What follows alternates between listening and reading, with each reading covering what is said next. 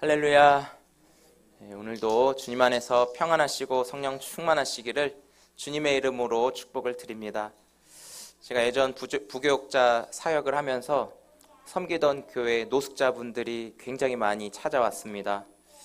이 교회는 어쩌면 그렇게 노숙자가 많이 왔는지 저쪽 서구 가정 오거리에 있던 목교회였습니다. 근데 대부분 남자분들이었지만 20대부터 60대, 70대까지 다양한 연령대 분들이 찾아오셨습니다. 그런데 신기한 것은 어떤 분이 옷을 굉장히 말끔하게 차려입고 오셨다라는 거예요. 이분의 겉모습만 보고는 이분이 노숙자라고 하는 거는 전혀 인지하지 못할 정도로 노숙자분이 올 타이밍인데 이분이 왜 오셨지 할 정도로 전혀 의심하지 않았었습니다. 그런데 이분하고 대화를 다 마치고 나서 맨 마지막에 하는 말이 차비가 없으니까 3만 원만 주세요 이러더라고요. 아, 이분도 같은 과구나 라는 것을 바로 알게 되었습니다. 그런데 이 노숙자분들을 대하신 분들은 아시겠지만 그냥 빌려달라고 말은 하지만 이분들 안 갚아요. 그리고 무작정 내놓으라는 식으로 그냥 말을 하고 있어요. 그런데 이분들을 겪으면서 느꼈던 것이 교회면 다 되는 줄 안다고 생각하고 이 노숙자분들이 교회로만 접근하고 으리으리한 큰 건물교회보다 작은 교회, 이들도 작은 교회가 만만하다고 생각하고 다가와서 돈을 어쩌면 깡패처럼 빼앗는 그런 신용을 하는 것이죠. 근데 깜짝 놀랐어요. 근데 제가 많은 노숙자분들을 경험하면서 한 가지 공통된 사실을 발견한 게 있습니다. 그것이 뭔지 아십니까? 방금 아까 말씀드린 대로 답이 나올 수도 있는데 돈을 내놔라. 노숙자들의 100이면 100 공통적인 특징은 돈 내놔 이거였습니다. 이 돈을 받기 위해서 그들의 얼마나 많은 사연들, 얼마나 많은 레퍼토리들이 그들의 입에서 나오는지 몰라요. 근데 아시다시피 다 거짓말이고요. 앞뒤가 하나도 맞지가 않습니다. 거의 한번 달라는데 지방 내려가야 된대요. 항상 그들의 집은 멀어요. 그러니까 차비를 많이 얻기 위해서 집이 멀다고 거짓말을 한 거겠죠. 근데 제가 수중에 돈이 10,000원밖에 없었을 때였어요. 그때 제 전도사 사례비도 얼마 되지 않았었거든요. 근데 그분이 그때도 3만 원 달래요. 근데 10,000원밖에 없어서 일단 10,000원을 드리고 그분의 뒤를 미행했습니다. 그랬더니 진짜 집에 가거나 배고파서 그런 게 아니라 바로 슈퍼에 들어가서 소주를 사더라고요. 근데 대부분 이 노숙자분들이 배가 고파서 식사를 드시면 다행인데 알코올 중독자분들이 거의 대다수였더라고요. 그때 제가 느꼈던 거는 절대 이분들한테 돈을 주면 안 되겠구나라는 것을 마음먹었어요. 근데 다른 생각을 하는 그런 분들도 있어요. 이분들은 소주를 드시는 것은 잘 살아보려고 하는 그분들의 몸부림이고 최선책일 수 있지만 하지만 저는 어차피 그렇게 가면은 안 된다는 걸 알기 때문에 다른 방책으로 이분을 도와야 되겠다는 그런 마음으로 앞섰던 것이죠. 그래서 한 4년 가까이 그 교회에서 사역하면서 그 교회에서 제가 섬겼던 것은 오실 때마다 컵라면에 물을 부어드리고 주머니 사정이 괜찮다 그러면은 직접 김밥천국이나 교회 앞에 순댓국집 앞으로 가가지고 그분을 모셔다가 아주머니한테 먼저 결제하고 사장님 여기 선생님 순댓국밥 한 그릇 드시고 가게 해주세요.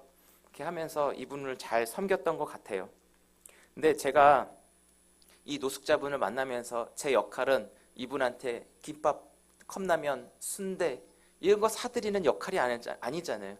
그때 뜨거운 그 전도사로서 노숙자분들을 만나서 진짜 해야 하는 일은 뭐죠? 예수 믿으세요. 이 예수 믿으세요 하기 위해서 이분과의 접촉적 관계를 형성하기 위해서 순댓국도 사드리고 컵라면도 끓여드렸던 것이었거든요. 저는 예수님 믿어서 다른 사람들과 구별된 삶으로 주님의 향기를 나타내고 싶었고 주님의 사랑을 이분에게 보여드리고 싶었다라고 하는 어린 마음에서 열심을 다했습니다.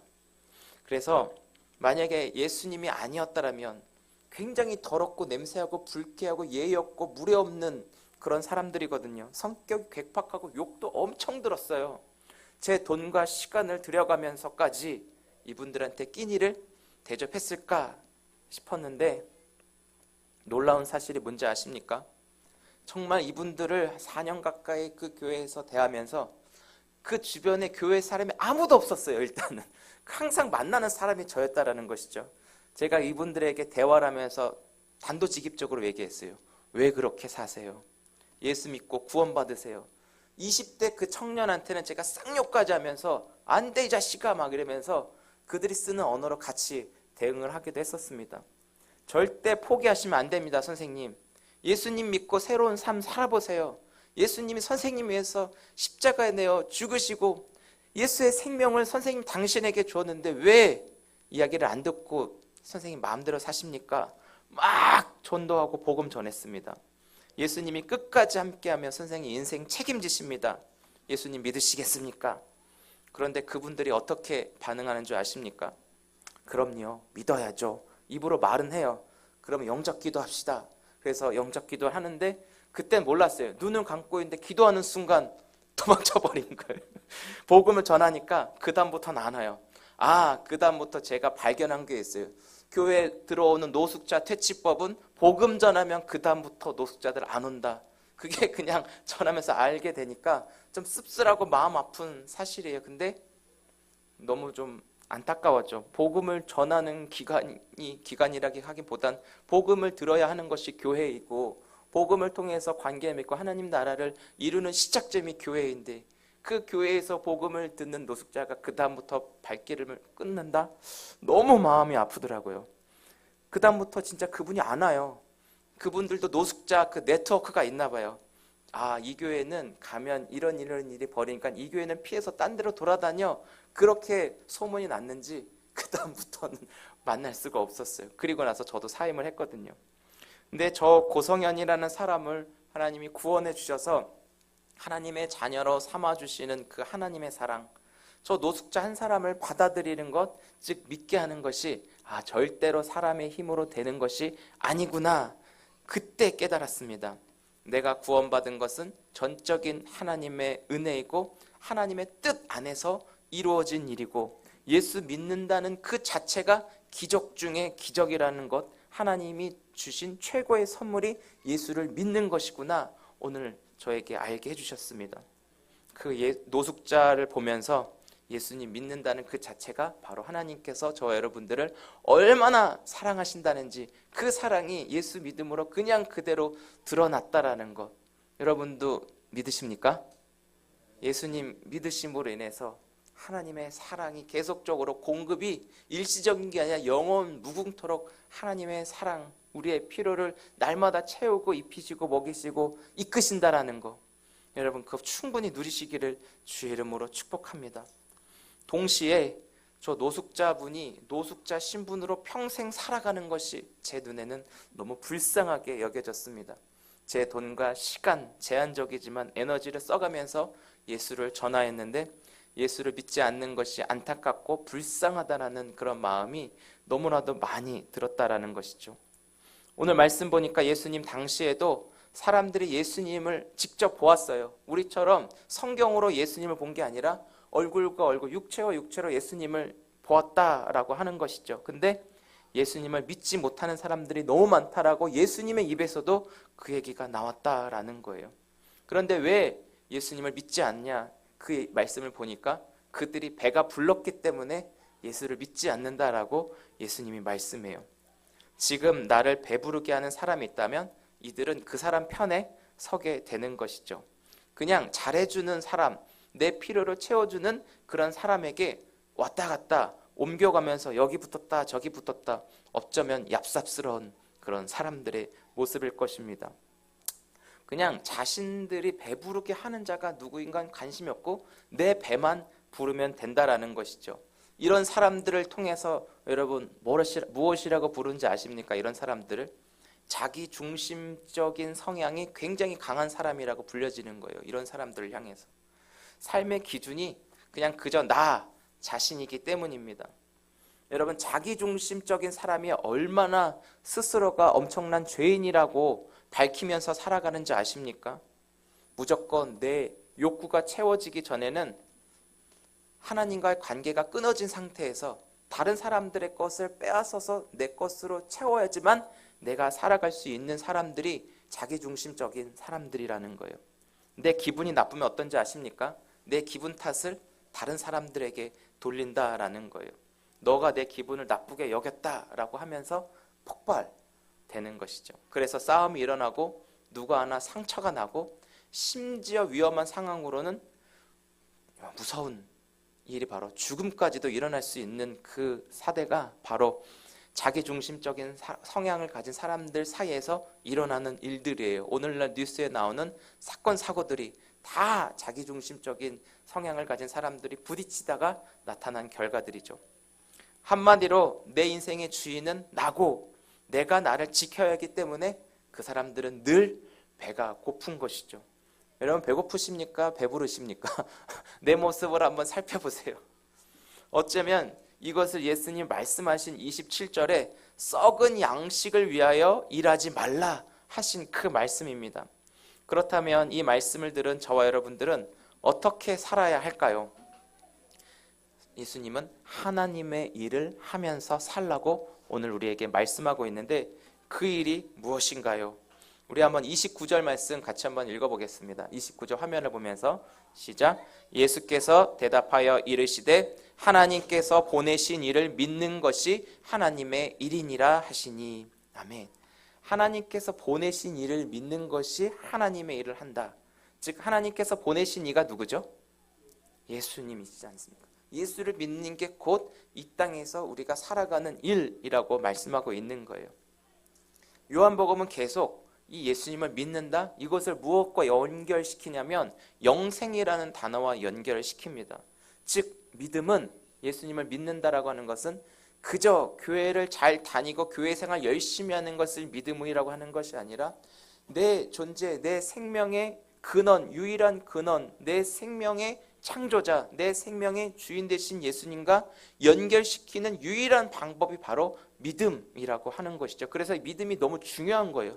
믿음은 어쩌면 생명이라고 바꿔서 말할 수도 있다는 것이죠. 그렇다면 어떻게 믿어야 되는지 예수님은 출애굽하던 이스라엘 백성들의 이야기를 전해주시는데요. 애굽의 노예로 있다가 모세를 통하여 이스라엘 백성들이 탈출하여 약속의 땅인 가나안으로 하나님이 이끄시지 않습니까? 이끄시는 그 과정 속에 이스라엘 백성들이 60만 명 이상, 대략 200만 명이라고도 불려지는데 그들이 걸어가는 그 길이 어떤 길입니까, 여러분? 그 길이 광야 아니겠습니까? 광야. 여러분 지금 서 있는 곳이 광야입니까, 혹시? 저는 요즘 계속 내가 서 있는 곳이 광야구나 라고 느껴져요. 근데 이 광야가 어떤 곳이에요? 광야는 하나님이 함께 하시지 않으면 살아갈 수 없는 그곳이 바로 광야 아닙니까? 하나님이 함께 동행해 주셔야지만 살아갈 수 있는, 우리는 그 은혜를 받았는데 때로는 하나님을 놓치고 살 때가 너무나 많이 있다라는 것이죠. 하나님과 함께 살아가야지, 하나님이 계시지 않으면 살아갈 수 없는 그곳이 바로 광야임을 여러분 기억해 주세요. 그 광야에서 하나님이 이스라엘 백성들 이끌어 가시는데 40년 동안 걸렸어요. 그런데 이들을 먹이셨고 신발도 헤이지 않았다. 그렇게 당신의 백성들을 지켜주셨다라고 말씀합니다.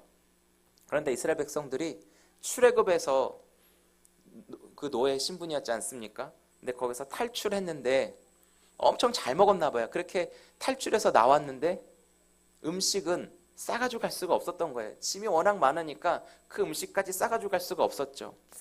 여러분 근데 배고프면 어때요? 배고프면 짜증나죠? 배고프면 눈앞이 안 보여요. 제가 이번 주간에 3일 동안 금식했어요. 근데 금식하니까 더 배고프고, 금식하니까 와, 얼마 전에 누구랑 먹었던 그 돈가스, 누구랑 먹었던 그 스시, 그것들만 머릿속에 가득 채워지는 거예요. 그런데 이스라엘 백성들도 애굽에서 포로로 잡혀있을 때 자기가 상태가 어떤지도 모르는데 애굽에서 그 고기 배부르게 먹였는데 왜 나를 여기로 이끌고 와가지고 막 나를 힘들게 하고 배고프게 만드냐 하면서 자신의 지도자 모세를 멱살 잡고 막 죽이려고 하는 정말 한심한 이스라엘 백성들의 그 모습이 오늘 이 말씀 속에도 보여지고 있다라는 것이죠. 또 한 사람을 소개해 드리겠습니다. 배고프면 분별력을 상실한 사람이 있는데 어떤 사람이 떠오르세요? 팥죽 한 그릇에 장자권을 판 누구죠? 에서. 배가 고프면 죽는다라고 에서는 생각한 거예요. 창세기 25장에 형인 에서가 동생 야곱에게 팥죽 한 그릇을 달라 했을 때 자기가 배고프다는 것을 죽게 됐다라는 이런 극단적인 표현을 하더라고요. 그래서 야곱이 이때가 기회다라고 하면서 그러면 팥죽 한 그릇에 장자의 명분을 팔라 이 얘기를 하죠. 이때 에서가 창세기 25장 32절에 보니까 이렇게 말해요. 내가 죽게 되었는데 그깟 장자의 명분이 무엇이 중요하냐 라면서 말을 하죠. 근데 이 장자의 명분이 얼마나 중요한 거 아십니까? 그 장자의 명분은 아버지로부터 재산을 2배나 받게 되고 모든 지위는 다 장자에게 가는 거예요. 배고파 죽겠는데 그게 중요하다고 아예 그냥 분별력이 상실되어 버린 채 입에서 나온 말이었습니다. 근데 방금 말씀드린 이스라엘 백성도 배고프니까 이게 상실되어 버린 거예요. 공급되어지지 않으니까 전혀 할 수 없는 생각, 할 수 없는 말들이 계속 튀어나오게 되죠. 어차피 죽기를 각오한 그런 표현인 것 같습니다. 그러나 하나님은 배고픈 이스라엘 백성들에게 나는 너의 하나님이야. 계속 하나님을 강조하고 있음을 보고 있습니다. 어떻게 해요? 하나님이 너희들 책임질 거야. 하나님이 배고픈 상태에서 정말 죽을 것 같은 상황 속에서 내버려 두지 않아. 우리 교회에서 누누이 말하는 하나님의 가장 큰 심판 내버려 두심? 아니요. 하나님의 백성이라고 여기고 하나님과 관계 속에 있는 사람들은 정말 죽을 것 같은 상황에 놓여 있다 할지라도 하나님은 당신의 백성을 내버려 두지 않는다라는 그 약속을 하늘에서 양식을 비같이 내리시는 만나를 통해 입증해 주셨다라는 사실입니다. 하나님이 구원하셨으니 약속을 이루시며 직접 하나님이 인도하신 하나님을 보여주고 있다라는 것이죠. 우리 출애굽기 16장 4절 말씀을 같이 한번 읽어보겠습니다. 시작. 그때 여호와께서 모세에게 이르시되 보라 내가 너희를 위하여 하늘에서 양식을 비같이 내리리니 백성이 나가서 일용할 것을 날마다 거둘 것이라. 이같이 하여 그들이 내 율법을 준행하나 아니하나 내가 시험하리라 하리라. 아멘. 하나님은 출애굽기 이 광야 여정 속에서 보라 이 표현을 굉장히 많이 하더라고요. 왜? 하나님이 어떤 분이신가 하나님 스스로를 드러내시기 위해서 보라 홍해를 가르칠 때도 보라 이 보라가 너무 중요한 거예요. 무엇을 보라고요? 하나님의 말씀을 듣고 말씀하신 하나님을 바라보라는 거예요. 지금 내가 처해 있는 현실과 상황이 아닌 말씀하신 하나님을 봐라. 그래서 주님을 바라보는 게 너무 중요하다라는 것이죠. 하나님은 당신의 백성들을 구원하여 자녀 삼으신 자들을 위하여 양식을 어떻게 내리신다고요? 이 땅에서 솟아나올 게 없는데 하늘에서 비같이 내리신다라는 거예요. 여러분 어제 비가 왔잖아요. 저 일부러 비를 맞아봤어요. 근데 비같이 내린다는 걸 한번 생각해 보니까 사람의 이 두 손으로 주워 담을 수 없는 게 바로 비같이 내린다. 이게 좀 느껴지더라고요. 하나님 어떤 분이세요? 하나님 말씀하신 것은 반드시 지키시는 분임을 여러분 꼭 믿으시기 바랍니다. 이 말씀을 사람들이 믿는가? 하나님은 이것을 시험하고 계시다라는 거예요. 믿지 않는가? 하나님께서 하늘에서 내려주는 그 떡을 매일 먹으면서 비로소 그들의 생명은 누구 손에? 하나님의 손에 있다라는 것을 알게 하시는 것이 하나님의 의도이자 목적이었습니다. 그런데 예수님께서 이 모티브, 이 말씀을 인용하셨어요. 근데 광야에서 이스라엘 백성들, 그러니까 예수님 앞에 있었던 너희들의 그 조상이 하늘에서 내려온 그 만나를 먹었다라고 말씀하고 있는데 그거는 진짜는 아니야. 이렇게 예수님이 말씀하시는 거죠. 왜냐하면 예수님 자신이 그 진짜 참떡이자 참된 양식, 진짜 양식이라는 것을 예수님 스스로가 말씀을 통해 드러내 주셨기 때문입니다. 그래서 예수님은 너희들은 나를 먹어야 돼.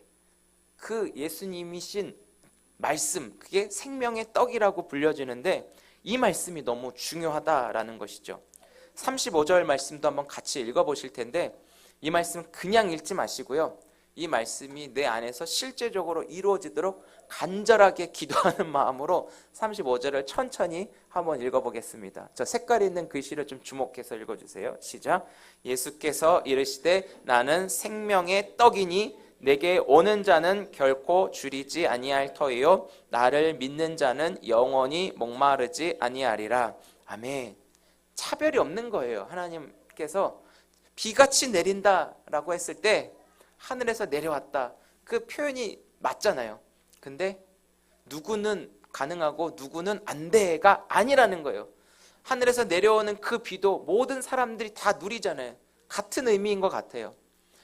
결코 줄이지 아니한다. 어떤 과정 속에 내게 오는 자, 예수님의 말씀을 듣는 사람들이 그 말씀 때문에 예수님 앞으로 오게 되는 것이죠. 오는 자는 내가 어떻든 학벌, 지위, 명예, 내 인기 상관없어요. 예수님의 말씀을 듣고 오는 자는 줄이지 않는다. 이 줄이지 않는다는 것은 배고프고 배부르고 이 차이가 아니라 생명이 예수님께 있다라는 것을 얘기하고 있다라는 것이죠. 여러분, 그래서 이 믿음을 결코 헛되이 여기지 않기를 바라고, 이 믿음은 생명과 연관시킬 수 있기를 소망합니다. 하나님께서 이스라엘 백성들의 광야에서 배고픔을 어떻게 해결하셨냐면, 하늘에서 비처럼 만나라는 양식을 내려주신 것처럼, 만나, 이것이 무엇이냐, 그 의미잖아요. 예수님은 자신의 생명의 떡이라고 말씀하시면서 하나님의 뜻이 이루어지도록 하늘에서 사람이 내려오셨다라는 것을 밝혀주신다라는 거예요. 예수님은 오히려 하늘에서 안 내려오셨어도 돼요. 그냥 하늘에 계셔서 영광 받으시고 인기 있게 사람들이 찬양하시는 거 찬양 받으시면 돼요. 하늘에서 안 내려오셨으면은 욕도 안 먹고 예수님 고생도 안 하고 아프지도 않아요. 그런데 하늘에서 사람으로 내려오셔서 자신의 생명의 떡이라고 자신들에게 드러내세요. 얼마나 뒤에선 수근수근거리고 얼마나 예수님을 잡아 죽이려고 하는 사람들이 깔려있는지도 몰라요. 그럼에도 불구하고 자신이 이 땅에 내려오신 것은, 생명으로 오신 것은 하나님의 뜻을 이루시기 위해서, 그 뜻에 순종하기 위해서 내려오셨는데, 우리가 예수님을 닮는 사람이라면 순종을 강조하는 것은 예수님도 하나님께 순종했기 때문에 우리가 그 예수님을 닮아가는 유일한 삶의 원리가 순종이라는 것을 기억해 주셨으면 좋겠어요. 그래서 예수님은 순종으로 어떻게 해요? 가장 극한 순종 뭐죠? 십자가에서 죽으심으로 모든 죄사함을 해결하셨고 3일 만에 부활하여 참된 승리하심으로 하나님의 뜻을 이루셨다라는 사실이죠. 죽음을 예수님은 자처하셨다라는 거예요. 부활의 능력을 믿고 하나님이 하실 일을 예수님도 믿기 때문에 우리는 그 예수님을 닮아가는 인생이고, 그 여정을 우리 손잡는 교회 안에서 함께 걸어갈 수 있기를 주의 이름으로 소망해요. 우리 39절 40절 말씀 같이 한번 읽어보겠습니다. 시작. 보내신 이의 뜻은 내게 주신 자 중에 내가 하나도 잃어버리지 아니하고 마지막 날에 나를 다시 살리시는, 40절이요. 내 아버지의 뜻은 아들을 보고 믿는 자마다 영생을 얻는 이것이니 마지막 날에 다시 살리는 이것이니라. 왜 다르지? 네, 아멘. 40절 다시 읽어볼게요. 내 아버지의 뜻은 아들을 보고 믿는 자마다 영생을 얻는 이것이니 마지막 날에 다시 살리는 이것이니라. 다르나요? 죄송합니다. 성경을 다시 확인할게요. 이런 실수를 하다니. 사랑하는 성도 여러분, 우리가 살아가는 목적 무엇이죠? 한번 따라해 보실까요? 하나님의 뜻. 하나님의 뜻을 이루며 살아가는 거예요. 내 인생의 끝도 여러분 어디에 있습니까? 내 인생을 내가 책임집니까? 그런 것 같았어요, 살아보니까. 근데 아니더라고요. 45년밖에 살지 못한 저도 이것을 깨달았는데, 한 사람 한 사람의 생명이 귀하고 소중하고 값진 것은 한 분 한 분의 인생에 하나님의 손에 달려있고 하나님과 상관이 있기 때문에 한 분 한 분이 귀한 거예요. 한 분 한 분의 생명 안에 누구 생명이 있기 때문에? 예수 생명이 있기 때문에. 한 분 한 분 안에 누가 계시기 때문에? 예수님이 계시기 때문에 한 분 한 분의 그 자체가 귀한 거예요. 예비된 하나님의 사람, 이미 하나님의 은혜를 누리는 사람, 그렇게 구분이 될 뿐이지 그 사람 자체가 귀한 것이죠. 우리 그렇게 살아갈 수 있었으면 좋겠어요. 그래서 한번 저를 한번 따라해 주시면 감사하겠습니다. 하나님은 살리시는 분이다. 그 고백을 잊지 않으셨으면 좋겠어요. 그래서 아들 예수님을 이 땅에 보내신 겁니다. 예수를 믿는 것이 바로 하나님의 뜻을 이루는 것일 뿐만 아니라 이 땅을 살면서 내가 해야 하는 일, 이라는 것입니다. 예수를 믿는 것이 결국 굶주림을 채우셔서 옳고 그름을 제대로 분별하여 제가 어떤 사람인지, 여러분들이 어떤 분들인지 분명한 정체성이 비로소 확고해진다라는 거예요. 아까 말씀드렸죠. 배고프면 흔들려요. 그저 삶의 의미조차 없는데 예수로 충족되고 예수로 배가 부르면 비로소 내 인생의 주인이 누구시고 내가 어떤 존재인가 분명하게 밝혀진다라는 거예요. 여러분 항상 예수님 때문에 배부른 상태로 늘 머무실 수 있기를. 배고프면 누구를 찾아요? 주여 찾으면서 주님으로 공급되어지고 주님으로 충만하기를 주의 이름으로 축복합니다. 어떻게 살아가야 하는지도, 내가 예수 믿어서 배부르면 어떻게 살아갈지 삶의 의미와 목적도 정해져 있는데 그것이 밝히 드러나요. 정말 중요한 것 한번 따라해 볼까요? 생명을 중요하게 여기시기 바랍니다. 저 여러분들이 살 길은 생명의 떡이라고 불리신 예수 그리스도를 날마다 먹지 않으면 항상 굶주려지며 가장 큰 죄라고 불려지는 자기중심적인 사람이 된다라는 거예요. 자기중심적이 아니라 예수님이 우리에게 주신 새 계명 무엇이죠? 서로 사랑하며 살아갈 수 있는 우리 손잡는 교회가 되었으면 좋겠어요. 왜냐하면 요한복음 16장 9절에 예수님이 이렇게 말씀해요. 죄에 대하여라 함은 그들이 나를 믿지 아니함이니라라고 분명히 죄의 정의도 말씀해주고 있거든요. 사랑하는 성도 여러분, 우리가 한 주간 살아가면서 기적을 바라지 않으셨으면 좋겠어요. 기적은 그냥 한순간에 왔다가 한순간에 그냥 사라지는 거예요. 그렇더라고요. 로또 대박이죠. 기적이죠. 로또 당첨됐으면 좋겠고, 어떤 분은 목사님한테 직접 가가지고, 제 아는 목사님이 저한테 얘기하더라고요. 로또 당첨되게 해달라고 로또 이렇게 5,000원어치 사가지고 목사님한테 이렇게 줬대요. 제발 당첨되게 해달라고 했는데 안 됐대요. 목사님 능력도 없고 막 이러면서 이렇게 얘기를 하는데, 그 목사님이 이렇게 얘기를 했다고 하더라고요.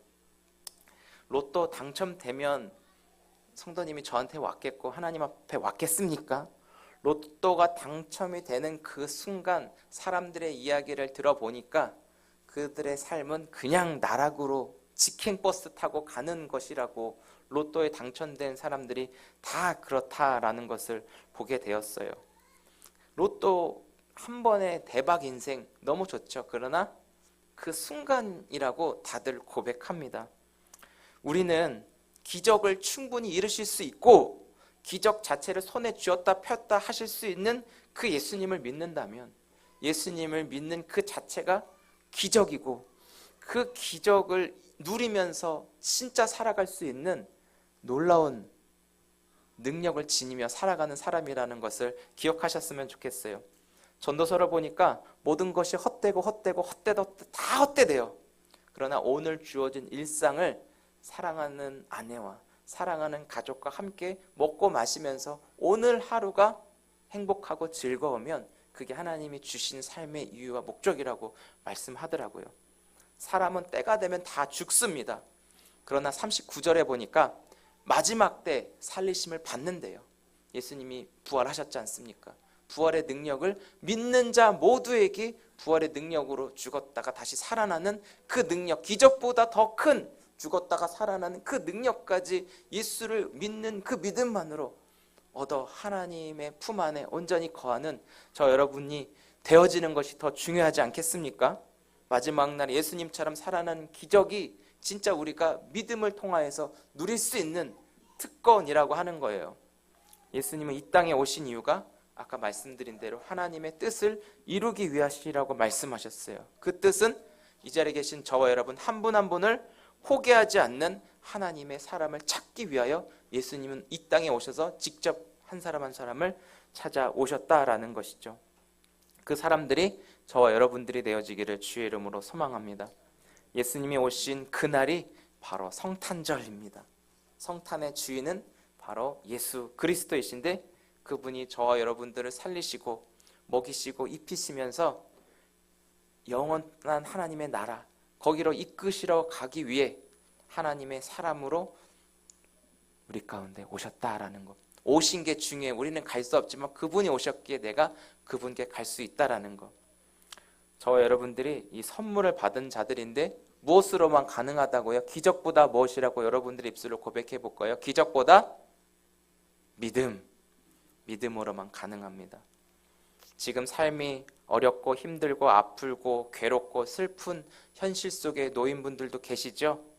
우리는 이 땅을 사는 것 같지만 하늘과 땅을 연결하신 예수님, 그 생명의 떡을 먹고 내 현실을 마주하는 것이 내 생명의 주인 되신 예수님을 맞이할 수 있는 그런 눈이 또한 떠졌다라는 것을 기억해 주십시오. 그래서 무엇이 옳고 그른지를 분별하며 그럼에도 불구하고 예수님만이 내 생명의 참된 양식임을, 내가 그분을 먹음으로 내가 처한 현실을 이겨낼 수 있고 충분히 건질 수 있는 하나님의 손을 붙잡을 수 있는 힘이 비로소 생겨나게 된 것입니다.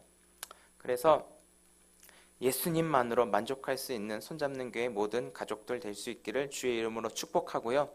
동서남북 혹시 사방에 막혀 있는 가운데 내가 놓여 있습니까? 예수님은 어디서 내려오셨죠? 하늘에서. 하늘에서 내려와 처녀 몸으로 잉태하셨는데 결국은 예수님을 믿는 그 믿음이 우리가 이 땅을 밟으면서도 우리가 어디에 속한 자라는 것, 하늘에 속한 자라는 것, 하늘과 땅을 다스리는 하나님의 손 안에 내 생명과 내 미래와 내 모든 죽음까지도 주의 손에 있다라는 것. 우리는 그래서 손잡는 교회, 주님의 손을 잡으면 따라 볼까요? 괜찮습니다. 네, 그 괜찮은 믿음으로 살아가십시오. 진짜 기적은 내가 예수님을 믿고 이 땅에서 예수님의 마음으로 예수님처럼 살아가는 것이 진짜 기적이라는 것을 기억하며 믿음으로 예수님과 하나 되어 한 주간 세상에서 제일 행복한 사람으로 멋지게 감사하게 살아낼 수 있는 우리 모두 될 수 있기를 주의 이름으로 축복합니다.